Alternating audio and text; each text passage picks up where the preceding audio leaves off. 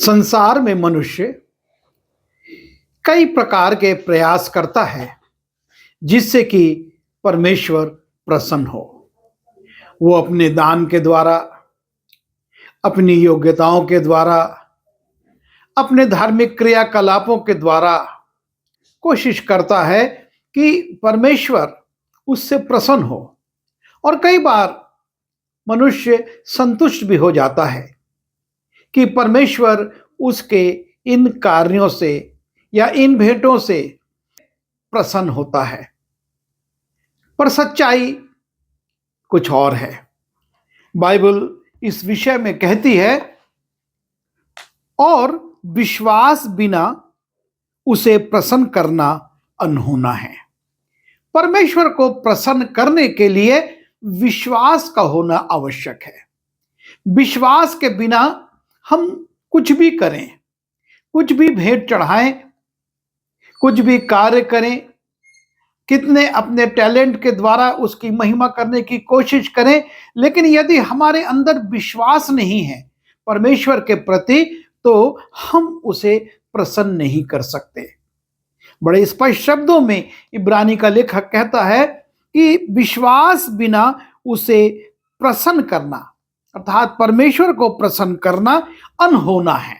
यीशु मसीह के आगमन के दूसरे रविवार के रोज चर्चों में बैंगनी रंग की मोमबत्ती जलाई जाती है, और यह मोमबत्ती विश्वास का प्रतीक है। इसे विश्वास की मोमबत्ती कहते हैं। और इसका कारण यह है कि ख्रिस्त जन्म पर्व से जुड़े पात्र अपने जीवन में विश्वास को प्रकट करते हैं। एक अद्भुत विश्वास हम उनके जीवन में पाते हैं, और उस विश्वास को स्मरण कर अपने जीवन के लिए शिक्षा लेने के वास्ते चर्चों में विश्वास की मोमबत्ती जलाई जाती है। जब हम यीशु मसीह से संबंधित पात्रों को देखते हैं, उसमें सबसे पहला नाम मरियम का आता है, और मरियम को परमेश्वर चुनता है। मरियम एक धार्मिक स्त्री थी, एक पवित्र स्त्री थी, परमेश्वर का भय अपने अंदर रखती थी, और परमेश्वर उसका चुनाव करता है कि उसके द्वारा वो उद्धार की अपनी योजना को पूरा करे, अपने पुत्र को उसके माध्यम से इस पृथ्वी पर भेजे। और जब ये बात मरियम को स्वर्गदूत बताता है तो वो घबरा जाती है। वो समझ नहीं पाती कि ये किस प्रकार की बात कह रहा है, और वो स्वर्गदूत से कहती है कि मैं तो किसी पुरुष को जानती ही नहीं। तब परमेश्वर का दूत उससे कहता है कि परमेश्वर की आत्मा तुझ पर छाया करेगी, और तू पवित्र आत्मा की ओर से गर्भवती होगी। और तब ये स्त्री अपने विश्वास को प्रकट करती है। उसका परमेश्वर पर कितना अटूट विश्वास है। वो कहती है कि मैं प्रभु की दासी हूं, और ये कहने के साथ साथ वो अपना समर्पण करती है और कहती है, मुझे तेरे वचन के अनुसार हो। ये एक बहुत कठिन काम था। कुछ समय पहले ही उसकी यूसुफ से मंगनी हुई थी, और उसके मन में एक भय आ सकता था कि मेरा मंगेतर यूसुफ मुझको छोड़ देगा। जब वो ये सुनेगा कि मैं गर्भवती हूं तो वो कैसे मुझको स्वीकार करेगा। मेरे माता पिता मुझको शायद घर से निकाल दें। समाज के लोग व्यवस्था के आड़ में मुझको मार डाल सकते हैं। लेकिन ये तमाम विचारों को वो हटाकर अपने विश्वास को प्रकट करती है कि जो परमेश्वर करता है जो परमेश्वर की योजना होती है, जो परमेश्वर के कार्य होते हैं, वो सर्वोत्तम होते हैं और वो हमेशा मनुष्य के हित में होते हैं। और इसलिए वो जिब्राइल स्वर्गदूत से कहती है कि मुझे तेरे वचन के अनुसार हो। मैं तो प्रभु की दासी हूं। प्रभु की दासी कहना बड़ी आसान बात है, लेकिन इन परिस्थितियों में अपने विश्वास को प्रकट करना, उसमें स्थिर रहना और उसमें परमेश्वर की इच्छा को सर्वप्रथम स्थान देना एक बहुत कठिन काम है, जो कि प्रचार करने में, लिखने में, बोलने में आसान लगता है। लेकिन जो व्यक्ति उसको झेलता है, जो व्यक्ति पर वो परिस्थितियां गुजरती हैं, वो जानता है कि किस प्रकार से इस परिस्थिति में वो परमेश्वर में स्थिर रह सकता है। और मरियम का विश्वास चुनौती देता है कि बहुत सी अनहोनी बातें हो सकती हैं, जिसको लोग, समाज के लोग, परिवार के लोग, प्रिय लोग स्वीकार नहीं करेंगे। लेकिन परमेश्वर जिस काम को करवाना चाहता है, उसके प्रति जब हम समर्पित होते हैं, तो परमेश्वर ही रास्ता निकालता है, परमेश्वर ही उपाय करता है, परमेश्वर ही संभालता है। और मरियम अपने विश्वास को प्रकट करती है कि मैं सिर्फ होठों से नहीं, लेकिन सचमुच में प्रभु की दासी हूं। मैं अपने जीवन से उसके काम को पूरा करूंगी, चाहे कोई भी परिस्थिति हो। और ये बात लोगों में उसके प्रति आदर आ जाता है कि मरियम ने इस विश्वास को प्रकट करके परमेश्वर की योजना को पूरा किया। हम यूसुफ को देखते हैं। यूसुफ भी एक धर्मी व्यक्ति था, और जब उसको यह पता चलता है, कैसे पता चलता है, किससे पता चलता है, कौन उसको बताता है, इसका उल्लेख नहीं है, पर उसको यह जानकारी मिलती है कि उसकी मंगेतर गर्भवती है।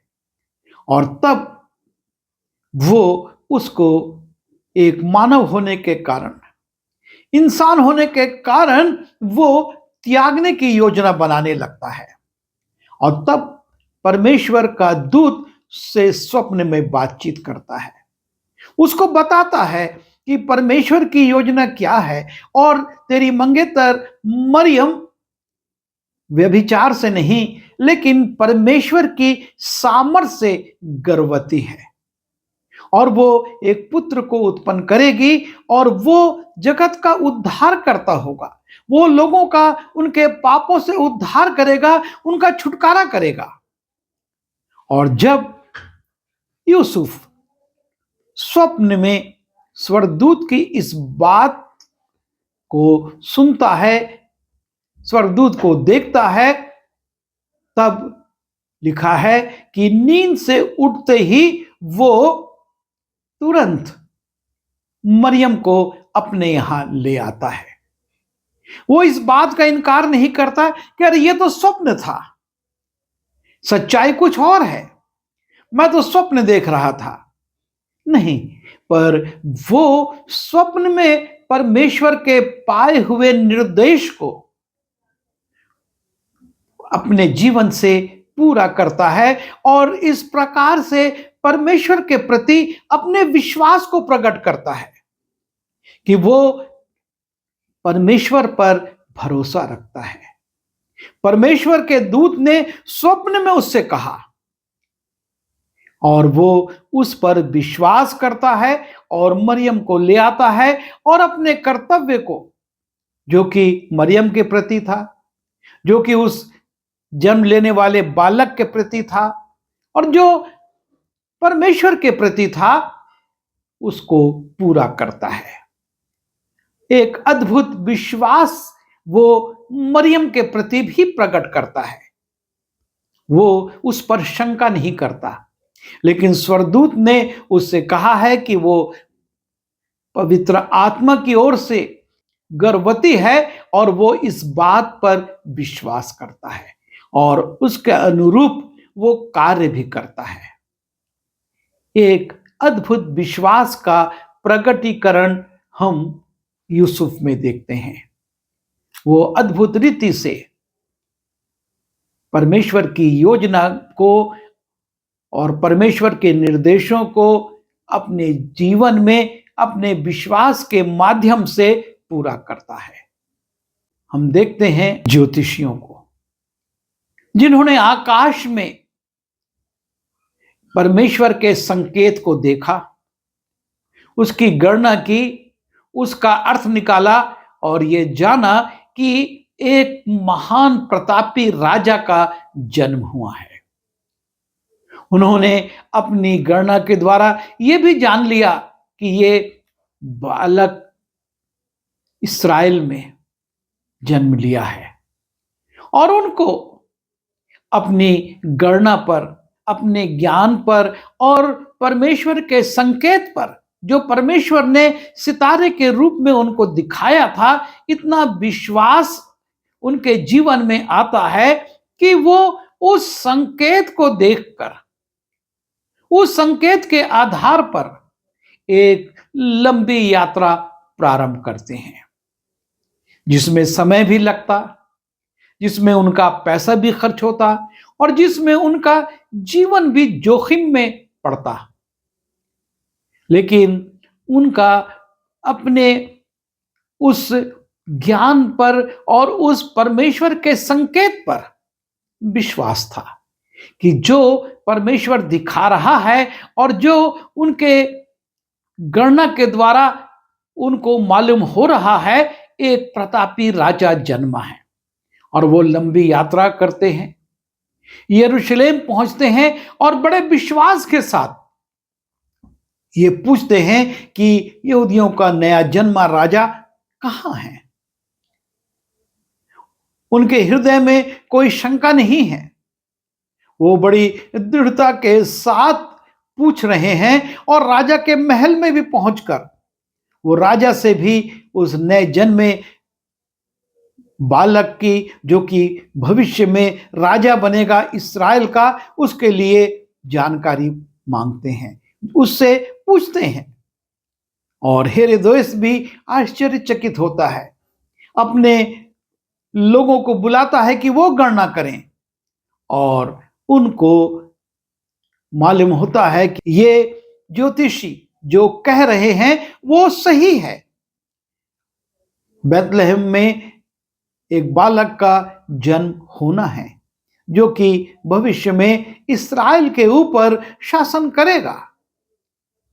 और तब जबकि उनको यरूशलेम में निराशा हाथ लगती है, वो तब भी दृढ़ हैं और फिर से उस संकेत की ओर अपनी दृष्टि उठाते हैं, उस सितारे को आकाश में देखते हैं और उसके मार्गदर्शन में वो बैतलहम तक पहुंच जाते हैं, उस गौशाले तक पहुंच जाते हैं और उस बालक को देखकर वो बड़े विश्वास के साथ ना सिर्फ उसका नमन करते हैं, उसे प्रणाम करते हैं, लेकिन अपनी बहुमूल्य भेंटें भी उसको देते हैं, क्योंकि उनको दृढ़ विश्वास था कि परमेश्वर ने जो प्रकट किया है और वो यही बालक है। और वो परमेश्वर के निर्देशों का पालन करते हुए दूसरे रास्ते से वापस भी चले जाते हैं। एक अद्भुत विश्वास जिसके आधार पर उन्होंने लंबी यात्रा करी, यरूशलेम में लोगों से पूछा, राजा के पास गए और उसके बाद बैतलहम में जाकर उस बालक को देखकर इस बात को प्रमाणित किया कि यही है और अपनी भेंटें भी उसको दी। और फिर हम देखते हैं गड़ड़ियों को, जो कि ज्यादा जानकारियां नहीं रखते। वो अपने जानवरों के साथ शहर से दूर, बस्ती से दूर उन स्थानों पर जहां उनकी भेड़ों के लिए उचित चराई हो घूमते हैं। पर जब परमेश्वर का दूत उनके पास आता और उनसे कहता है कि तुम्हें बड़े आनंद का समाचार सुनाता हूं जो तुम सबके लिए होगा कि दाऊद के नगर में आज एक बालक का जन्म हुआ है और उसका तुम्हारे लिए ये चिन्ह है कि तुम उस बालक को कपड़े में लिपटा और चरनी में लेटा हुआ पाओगे। और तब ये साधारण गरड़िए स्वर्गदूतों की उस बात पर विश्वास करते हैं जो बात पर स्वर्गदूतों ने उनसे कही है। वो कहते हैं आओ हम चलें और उसको देखें क्या ऐसा ही है। और वो उन वीरान स्थानों में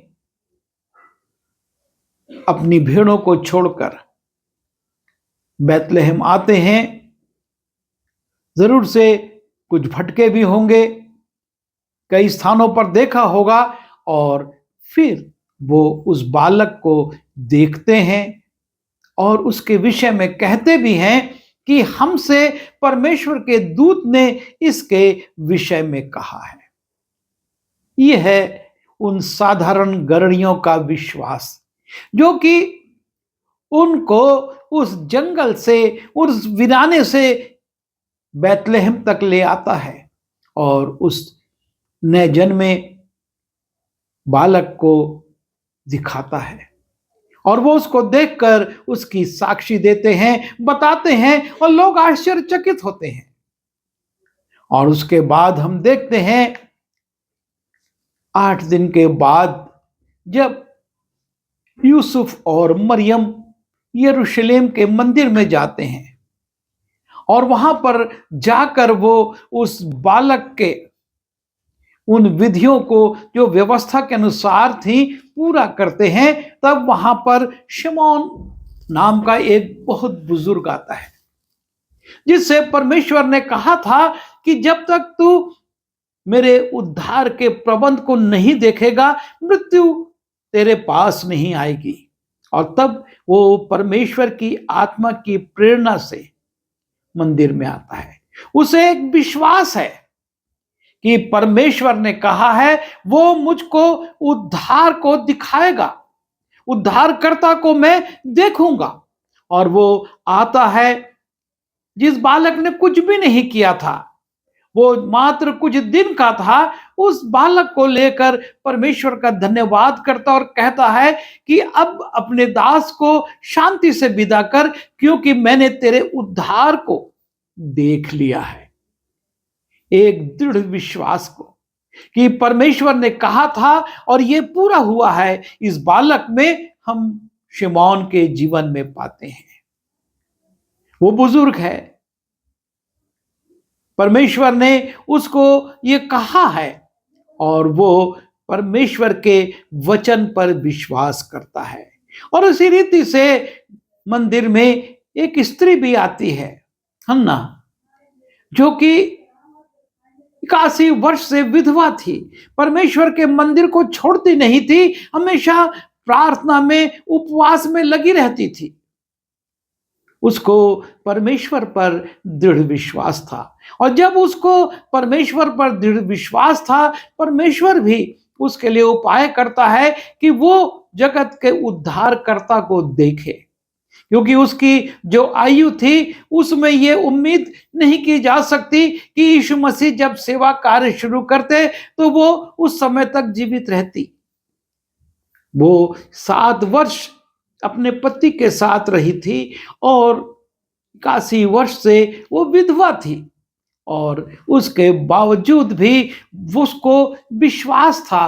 परमेश्वर के भवन में वो रहती थी और जब बालक को लाया जाता है वो भी भविष्यवाणी करती है।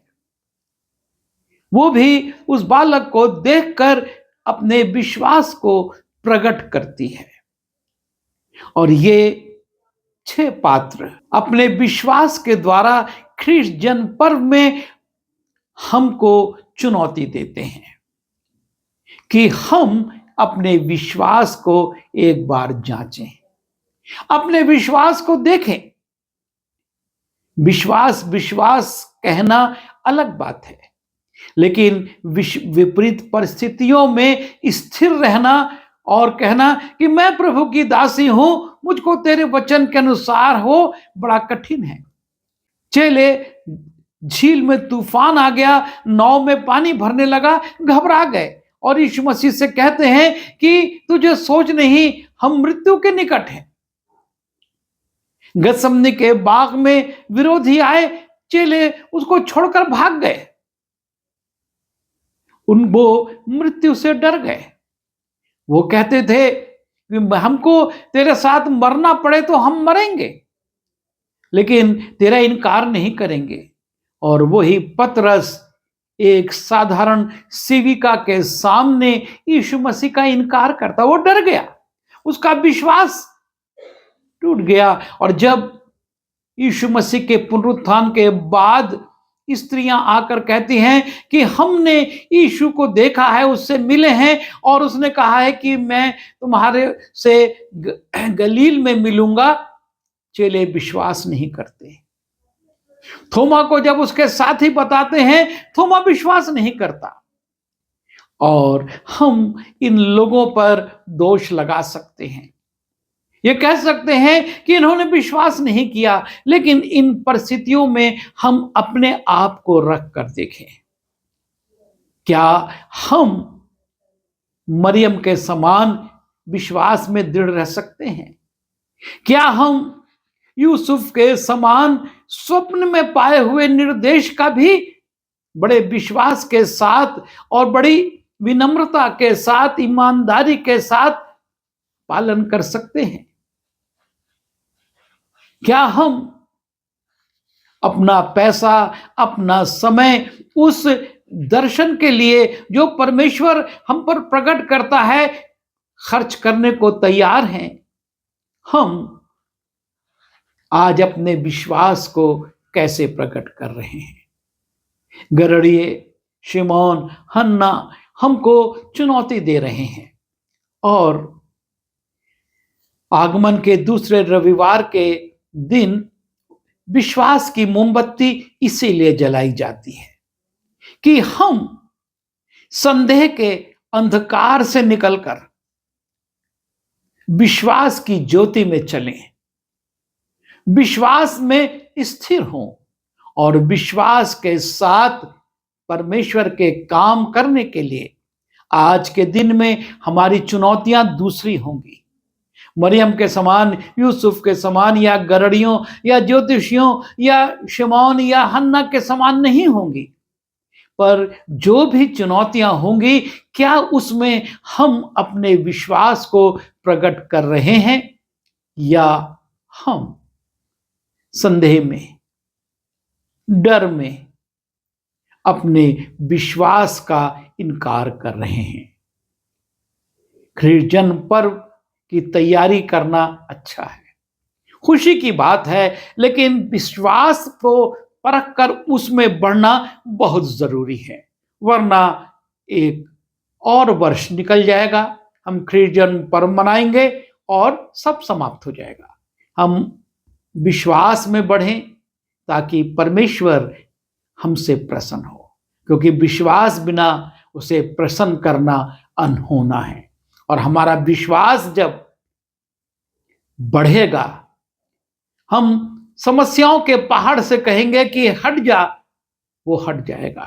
परमेश्वर सब कुछ कर सकता है, हम अपने विश्वास को देखें और उसमें बढ़ें। आइए हम दुआ करें। प्रभु जी, हम धन्यवाद देते हैं मरियम, यूसुफ, ज्योतिषियों, गरड़ियों, हन्ना और शिमोन के विश्वास के लिए, जिन्होंने अपने विश्वास को अपने कार्यों से प्रकट करके आपके महिमा के कार्यों को किया, आपकी योजना को पूरा किया। हम भी इसी रीति से अपने विश्वास में दृढ़ होकर आपके कार्य करें और आपकी महिमा करने वाले हो सकें, ऐसा अनुग्रह दीजिए। हर संदेह की बातों को, डर की बातों को हमारे जीवन से दूर कीजिए और विश्वास में बढ़ने के लिए हमारी सहायता कीजिए। विनती यीशु के नाम से मांगता हूँ, आमीन।